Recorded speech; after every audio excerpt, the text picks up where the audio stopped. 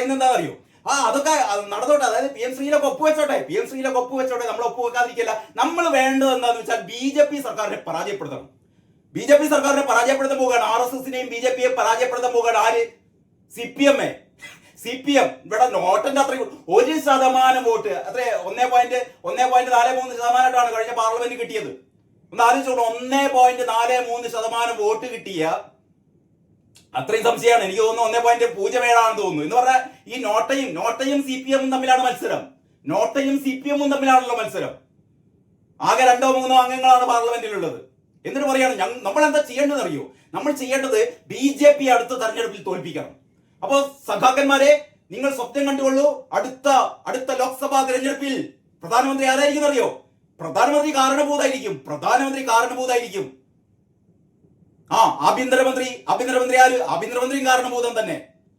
അങ്ങനെ ഇന്ത്യ മഹാരാജ്യം പിണറായി വിജയൻ ഭരിക്കാൻ പോകുകയാണ് അത്രേ. അങ്ങനെയാണ് ഇവിടുത്തെ ചില സാംസ്കാരിക നേതാക്കന്മാർ ഊറ്റം കൊള്ളുന്നത്. അതായിരിക്കണം അത്രേ നമ്മുടെ ലക്ഷ്യം, അതായിരിക്കണം. അതായത് വെറുതെ ഈ നമ്മുടെ ഈ ബിനോയ് വിശ്വമൊക്കെ ചെയ്യുന്ന പോലെ വെറുതെ ഇപ്പൊ ഒച്ചപ്പാടും ബഹളമൊന്നും ഉണ്ടാക്കുകയല്ല. നമ്മൾ സംഘടിച്ച് നിന്നിട്ട് CPM സംഘടിച്ചിട്ട് അടുത്ത ലോക്സഭാ തെരഞ്ഞെടുപ്പിൽ നമ്മൾ എന്ത് ചെയ്യണം? നമുക്ക് 1% വോട്ട് മതി. 1% വോട്ടുള്ള നമ്മൾ എന്ത് ചെയ്യണം? ഇവിടുത്തെ BJPയെ, RSSനെ ഒക്കെ എതിർത്ത് തോൽപ്പിക്കണം. കോൺഗ്രസ് പിന്നെ ഇല്ല.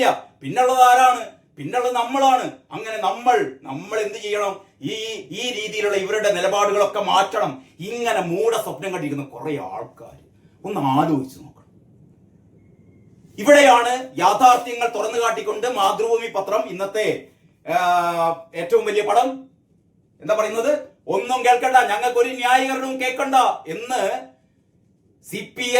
CPIയുടെ വിദ്യാർത്ഥി വിഭാഗവും CPIയുടെ യുവജന വിഭാഗവും വിളിച്ചു പറയുകയാണ് കേട്ടോ. ഇനി വിളിച്ചു ആർക്കു വേണ്ടി എന്ന് പറഞ്ഞാൽ PM ശ്രീ കേസിന് ഡൽഹിയിൽ പോയവരൊക്കെ മടക്കി വിളിച്ചു. അതായത് PM ശ്രീ എന്താ പറയാ, ഈ പദ്ധതി ഉണ്ടല്ലോ, ഈ പദ്ധതിക്കെതിരെ സുപ്രീം കോടതിയിലൊക്കെ കേസിന് പോയ ആൾക്കാരൊക്കെ തിരിച്ചു വിളിച്ചിട്ടുണ്ട് നേരത്തെ തന്നെ. ഇനി കേസിനൊന്നും വേണ്ട, നമ്മളൊക്കെ കോംപ്ലിമെന്റ്സ് ആക്കി. കാരണം PM ശ്രീ പദ്ധതി വേണം. ഇത് കുട്ടികൾക്ക് വേണ്ടിയിട്ടാണ്. ഏത് കുട്ടിയേക്ക്? ആരുടെ കുട്ടിയേക്ക്? നമ്മുടെ സഖാക്കന്മാരുടെ കുട്ടിയേക്ക്, ആ കാരണഭൂതത്തിന്റെ കുട്ടികൾക്ക് വേണ്ടിയിട്ടാണ് ഇതൊക്കെ.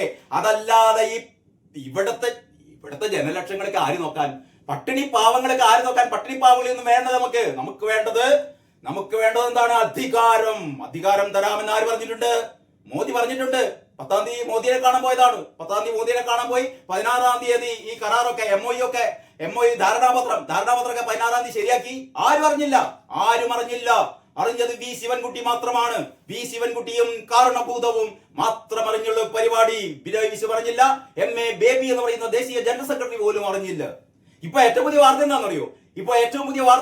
കേന്ദ്രത്തിലെ ഉന്നത വിദ്യാഭ്യാസ വകുപ്പിന്റെ സെക്രട്ടറി ഒരു സഞ്ജയ് കുമാർ എന്ന് ഏഷ്യാനെറ്റ് ന്യൂസിലൊക്കെ സംസാരിക്കുന്നു. ഇത് 2024 മാർച്ചിൽ, കഴിഞ്ഞ വർഷം മാർച്ചിൽ തന്നെ കേരളം ഇത് സംബന്ധിച്ച് ഉറപ്പ് നൽകിയിരുന്നതാണെന്നാണ് അദ്ദേഹം പറയുന്നത്. അതായത് ഈ PM ശ്രീ പദ്ധതിയിൽ ചേർന്നോളാമെന്ന് കേരളം 1.5 വർഷം മുമ്പ് 2024 മാർച്ചിൽ കേന്ദ്രത്തോട് ഉറപ്പ് നൽകിയിരുന്നതാണ്. എന്ന് പറഞ്ഞാൽ പിണറായി വിജയൻ കേരളത്തിലെ സഖാക്കന്മാരെ, കേരളത്തിലെ അന്തം കമ്പികളെ പറഞ്ഞു പറ്റിച്ചുകൊണ്ടിരിക്കുകയാണ്.